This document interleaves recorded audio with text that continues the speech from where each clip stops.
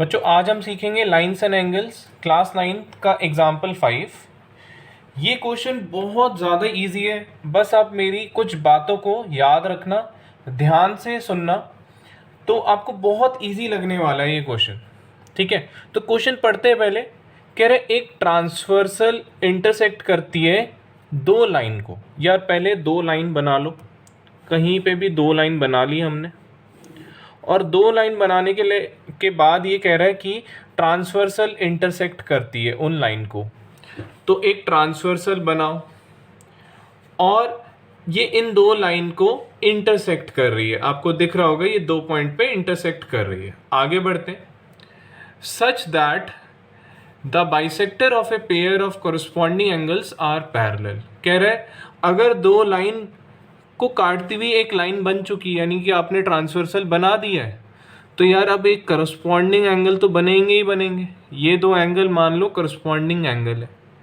फिर बोल रहा है कि उन करस्पॉन्डिंग एंगल को बाइसेक्ट करती हुई दो लाइन बन रही है, और वो बाइसेक्ट करती हुई जो लाइन है, वो जो बाइसेक्टर है, वो आपस में क्या है बच्चों, पैरेलल है।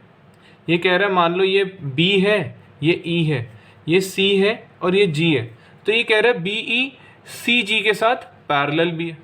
तो ये प्रूव करो कि ये जो दो लाइन आपने बनाई थी जिसका नाम PQ और RS रखा था, ये आपस में पैरेलल भी है। ये आपस में क्या है, पैरेलल भी है। तो क्वेश्चन को हम फिर से सम अप कर लेते हैं। पहली बात, हमने दो लाइन बनाई थी, कहीं पे भी एक ट्रांसवर्सल बनाया था, उससे दो करस्पॉन्डिंग एंगल बने थे, उन करस्पॉन्डिंग एंगल को बाइसेक्ट करती हुई दो लाइन बनी थी, और ये जो दो लाइन थी बच्चों ये आपस में पैरेलल है। और फिर ये बोल रहा है कि ये बताओ कि अगर ऐसा है तो PQ RS के साथ पैरेलल है।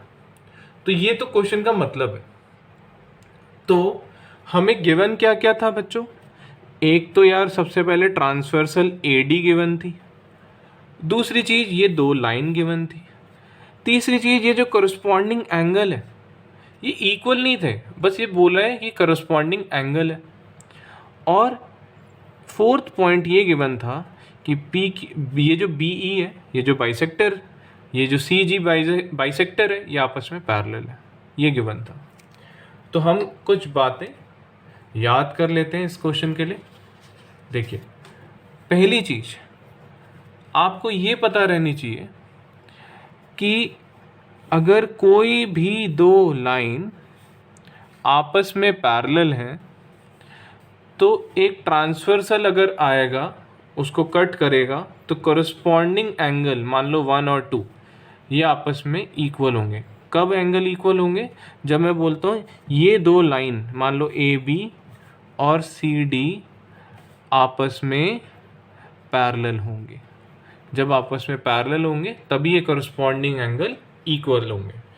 इसी का उल्टा, अगर करस्पॉन्डिंग एंगल 1 और 2 इक्वल है तो AB और CD भी आपस में पैरेलल होंगे। इसी का उल्टा, पहले मैंने क्या बोला, अगर AB और CD आपस में पैरेलल है तो एंगल 1 और angle 2, corresponding angle 1 corresponding angle 2 भी आपस में इक्वल होंगे। दूसरी चीज़, इसी का उल्टा बोला मैंने, अगर मान लो एंगल 1 और एंगल 2 आपको गिवन है, इक्वल है, आपको कहीं से भी पता चल जाता है कि एंगल 1 और एंगल 2 इक्वल है, तो आप ये समझ जाना कि AB और CD भी इक्वल होगा, पैरेलल होगा। इसी का उल्टा, अगर AB CD के बराबर है, पैरेलल है, AB is parallel to CD, तो एंगल 1 इक्वल्स टू एंगल 2। अगर angle 1 equals to angle 2, AB is parallel to CD। बराबर नहीं बच्चों, मैंने गलती से लिख दिया था, पैरेलल होगा।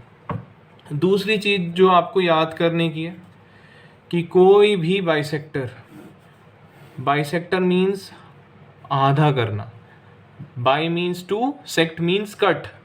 किसी भी एंगल को आधा कर दिया हमने, मान लो ये 60 डिग्री है, इसका आधा एंगल होगा 30, इस 30 को डबल कर दो तो वापस से क्या बन जाएगा, 60। एक और समझ लेते हैं, मान लो ये पूरा एंगल था 80 डिग्री, किसी ने उसको बाइसेक्ट कर दिया तो आधा क्या हो जाएगा, 40। अगर मैं इस आधे का, इस 40 का डबल कर दूं, 2 टाइम्स कर दूं, तो ये पूरा फिर से वापस क्या बन जाएगा, 80 बन जाएगा। यानी 30 का डबल कर दूं तो ये पूरा 60 बन जाएगा, अगर आधा 30 है, अगर ये 40 है इसका डबल कर दो तो कितना हो जाएगा 80। तो पहली चीज़ याद होगी, अगर कोई भी दो लाइन आपस में पैरेलल है तो करस्पॉन्डिंग एंगल इक्वल होते हैं, अगर करस्पॉन्डिंग एंगल इक्वल है तो लाइंस आपस में पैरेलल होती है। दूसरी चीज़ हमें याद हो गई कि ये जो आधा एंगल है उसका अगर मैं डबल कर दूं तो ये पूरा एंगल बन जाता है। आधे एंगल को डबल कर दूं ये पूरा एंगल बन जाता है। ये बात अच्छे से समझ आ जानी चाहिए। अब हम देखते हैं कि हमें इसे करना कैसे। तो हमारे पास ये फिगर है जिसमें हमें पता है कि ये जो पी क्यू है और आर एस है ये हमने कहीं पे भी दो लाइंस ड्रॉ कर दी थी। उसके बाद ए डी एक ट्रांसवर्सल था, बोला हुआ है। ट्रांसवर्सल जैसे ही बनाया हमने तो एक करस्पॉन्डिंग एंगल बन जाएंगे जिनका नाम होगा ए बी क्यू और बी सी एस, आपको दिख रहा होगा। उनको बाइसेक्ट कर रही है लाइन जिनका नाम है बी ई और सी जी। और हमें ये भी पता है कि ये जो बाइसेक्ट कर रही है लाइन ये आपस में क्या है, पैरेलल है।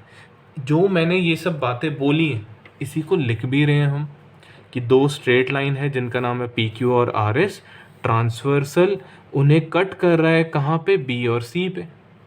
उसके बाद ये जो बी ई है और सी जी है ये क्या है, बाइसेक्टर। किसके, इन दो कोरिस्पॉन्डिंग एंगल के। और ये कैसे हैं, ये ऐसे हैं कि बी ई सी जी के साथ पैरेलल है। उसके बाद हमें प्रूव क्या करना है कि ये जो पी क्यू है और जो आर एस है, जो हमने दो लाइन बनाई थी, ये आपस में क्या है, पैरेलल है। हमें क्या गिवन था कि बी ई सी जी के साथ पैरेलल है। अगर मैंने अभी अभी बताया था, अगर कोई भी दो लाइन आपस में पैरेलल होती है तो उनके करस्पॉन्डिंग एंगल इक्वल होते हैं। तो अगर यहाँ पे गिवन है कि बी ई सी जी के साथ पैरेलल है, आपको दिख रहा है ये जो बी ई है वो सी जी के साथ पैरेलल है, तो उसके करस्पॉन्डिंग एंगल यानी कि जिनका नाम है ए बी ई और बी सी जी, आप देख सकते हो ए बी ई और बी सी जी भी इक्वल होंगे। आप खुद सोचिए, ये लाइन इस लाइन के साथ पैरेलल है और ये ट्रांसवर्सल है, तो करस्पॉन्डिंग एंगल इक्वल नहीं होंगे, है ना। आप खुद समझिए इस चीज़ को कि कोई भी दो लाइन आपस में पैरेलल है तो ये एक ट्रांसवर्सल है तो ये एंगल इक्वल नहीं होंगे। सेम वही बात, ठीक है। सेम यही चीज़ मैंने लिखा है कि अगर बी ई सी जी के साथ पैरेलल है तो A B E is equal to B C G by corresponding angle, ठीक है। उसके बाद मैंने अभी अभी बताया था किसी भी आधे एंगल को दो गुना कर दो, 2 टाइम्स कर दो तो वो पूरा एंगल बन जाएगा। किसी भी आधे एंगल को 2 टाइम्स कर दो वो पूरा एंगल बन जाएगा। सेम मैंने यहाँ पे भी यही किया कि ए बी ई को बी सी जी को 2 से मल्टीप्लाई कर दिया। अब 2 से मल्टीप्लाई किया करने का क्या फ़ायदा हुआ, ये आधा एंगल अब पूरा हो जाएगा। यानी ये पहले ए बी ई था, अब ये पूरा हो जाएगा, ए बी क्यू हो जाएगा। सिमिलरली ये जो बी सी जी है उसको मैंने 2 टाइम्स कर दिया आधे से, अब ये क्या हो जाएगा, पूरा हो जाएगा, जिसका नाम हो जाएगा बी सी एस। तो A B Q is equal to B C S. फिर मैंने अभी अभी सबसे पहला पॉइंट याद करवाया था, अगर ये पूरा एंगल आपस में इक्वल है, एंगल 1 एंगल 2 के बराबर है, तो ए बी सी डी के साथ पैरेलल हो जाएगा। सेम यहाँ पे भी अगर ये पूरा एंगल आपस में इक्वल है तो angle A B Q is equals to B C S हो जाएगा। तो यानी कि पी क्यू आर एस के साथ पैरेलल हो जाएगा। यही बातें आपको लिखनी है, यही आपने लिख दिया, सेम चीज़। इसकी स्क्रीनशॉट ले लो बच्चों, या फिर इस क्वेश्चन को फिर से देख लो। ये क्वेश्चन बहुत ज़्यादा इजी है, आपको सब समझ आ जाएगा। आपको बस जो मैंने याद करवाया वो अच्छे से पता रहना चाहिए, वो कॉन्सेप्ट अच्छे से याद रहना चाहिए आपको।